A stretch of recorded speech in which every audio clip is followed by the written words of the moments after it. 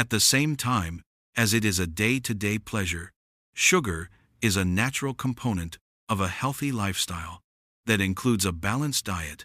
Sugar beets have been used in Europe for the production of sugar for more than 200 years. Nevertheless, how can we convert beets into sugar? All of this begins in the spring. After spending the winter dormant, the fields are now ready to receive seeds and are ready to take root. One cannot leave anything to chance. Farmers interact with their Nordzucker crop experts on an annual basis in order to determine the optimal growing conditions for each type of beetroot. With the help of the results of continuing studies, the optimal variety may be found for each location. Beets, which are high in sugar, require a balanced supply of nutrients. For the purpose of determining whether or not the soil contains sufficient amounts of potassium, nitrogen, and phosphorus in particular, the farmer conducts soil tests on a regular basis. After ensuring that the soil has the appropriate composition, the beet fields are then planted by machine with great precision. Up to 100,000 beet plants can be grown on a single hectare of land. While it may not appear to be tough at first glance, the beet is actually quite demanding. In order to thrive, it requires soils that are rich in nutrients and sufficient moisture, both of which it is able to draw from the ground at a great depth because of its extended taproot. Temperatures that are medium and an abundance of light are ideal for it. Sugar cannot be produced by the beetroot if it does not receive sunshine. The carbon dioxide from the air, combined with the water and nutrients from the soil, are converted into sugar by the sunlight that penetrates the green leaves of the beet. The roots of the beet are then used to store this sugar as a source of energy for the plant. A little over 20% of sugar can be absorbed by the beet plant's body. In addition to this, it produces oxygen. 1 hectare of it produces enough oxygen for 100 individuals to breathe for an entire year. The beginning of the sugar beet campaign coincides with the harvest of beets in the autumn. The duration of this is approximately 4 months, depending on the yield. The plant is responsible for harvesting, transporting, and processing beets. Around the clock, everything operates according to a very specific timetable.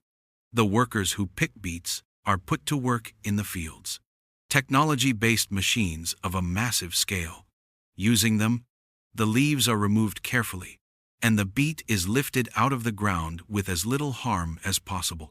The beet plants that have been harvested are placed in enormous clamps that are located on the perimeter of the field. On the day when the beet loader is scheduled to arrive, it makes its appearance. Clamps are picked up by this machine when they are at their full width.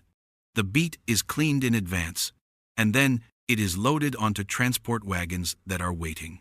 The field still has valuable soil remnants. When the beet is brought into the trailers, it is already cleaned, which reduces the number of trips that are required to transport it. Approximately 250 tons of beets may be loaded into the beet loader in a single hour. The beet is subsequently transported to the beet yard of the sugar mill, which is typically done by lorry.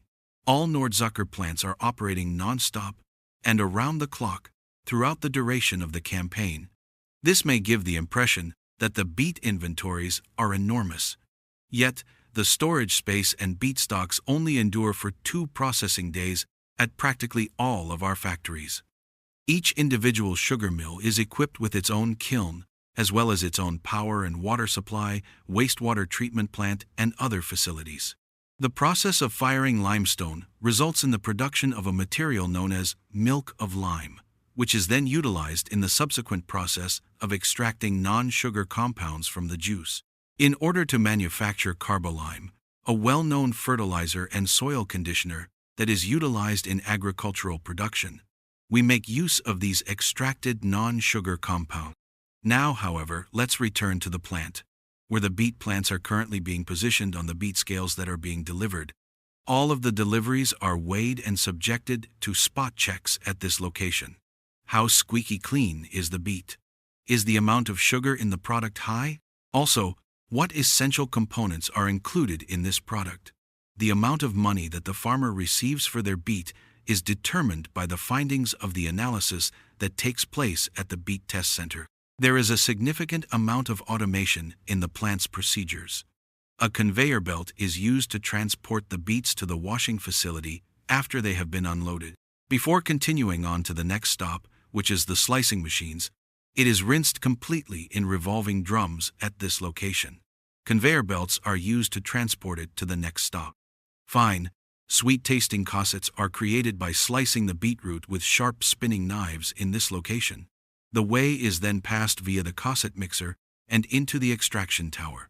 In this tower, the sugar is extracted from the plant cells at a temperature of roughly 70 degrees Celsius, which results in the production of the raw juice. The beet cossets that have been desugared are taken and used as raw material for animal feed. After going through the processes of pressing and drying, they are then turned into pellets or cossets. It is still murky, and the raw juice has a sugar concentration that can reach up to 18%.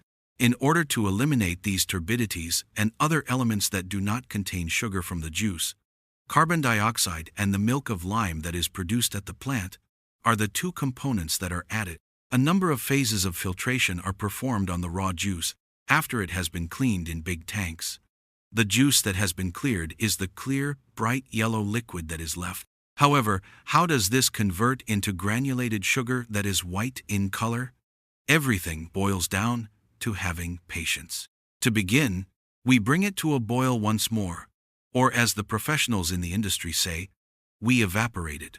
At the evaporation station, the process of evaporation is carried out gradually across a number of stages, with the steam that is produced being used to heat the subsequent stage.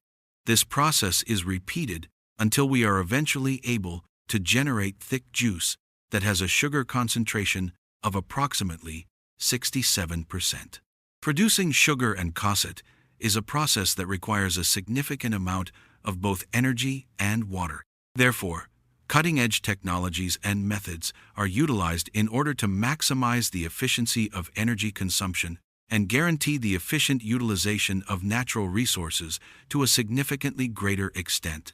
The amount of energy that we utilize to produce sugar is approximately half of what it was in the year 1990. Our control center oversees and manages all of the processes at our factories, ensuring that they are all environmentally friendly and sustainable. Everything is recycled, including the water that we throw away, which is then biologically cleaned and cycled back into the water supply. As a result, we employ procedures that are accredited, environmentally friendly, and sustainable throughout the entire production process. In the end, we want our sugar to continue to be a natural product that is free from any potential dangers. Now, however, let's return to the plant's core, which is the sugar house. There is a growing sense of excitement. At this point, the thick juice that was created by evaporation is subjected to additional evaporation at temperatures of approximately 70 degrees Celsius and low pressure. To begin the process of crystallization, seed crystals, which are very small granules, are added. As a result of further thickening, these crystals will continue to grow until they reach the size that is needed. As a result of the sugar crystals still being coated in leftover syrup, they have a golden yellow color due to their appearance. Centrifuges are used to spin them in order to separate the crystals from the syrup thereafter. And finally, we have sugar granules that are completely transparent. And why does sugar have a milky appearance? It's not that complicated. It is light. The translucent crystals are illuminated by light, which gives the impression that they are white. After the sugar has finished, it is dried, allowed to cool, and then stored in sugar silos. We have a very severe quality assurance system. In order to guarantee consistently high quality, each and every stage of production is subjected to frequent testing.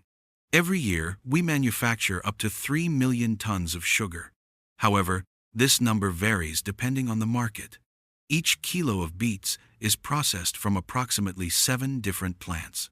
In accordance with the requirements of our customers, we supply the majority of our product, which accounts for more than 80%, to the industrial sector. This product is then utilized in the production of a wide range of sugars for domestic use. Then, these are packed for distribution to food shops. Household sugar, powdered sugar, made from finely crushed granulated sugar, preserving sugar that is used in the production of jams and jellies, sugar syrups, tea sugar, and sugar cubes are all examples of traditional items. You will receive a product of superior quality from us, one that is manufactured in the area, possibly with beets that were cultivated in close proximity to where you currently reside. From my perspective, the production of sugar from beet is a remarkable example of how agriculture and industry can work hand in hand to create a consistent, high-quality product. I find it fascinating that such a simple ingredient in our daily lives, sugar, represents decades of scientific refinement, precise agricultural planning, and technological innovation. The attention to detail in soil preparation, variety selection, and automated plant processing demonstrates that modern sugar production is far from a mundane commodity.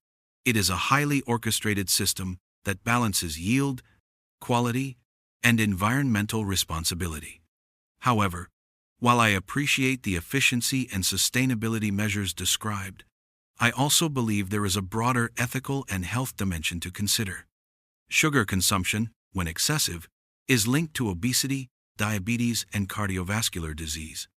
Therefore, even as we perfect production methods, we must also promote public awareness about responsible consumption. It is not enough to have energy-efficient plants or sustainable farming if the end product contributes to public health crises when overused. In my opinion, a comprehensive approach is needed.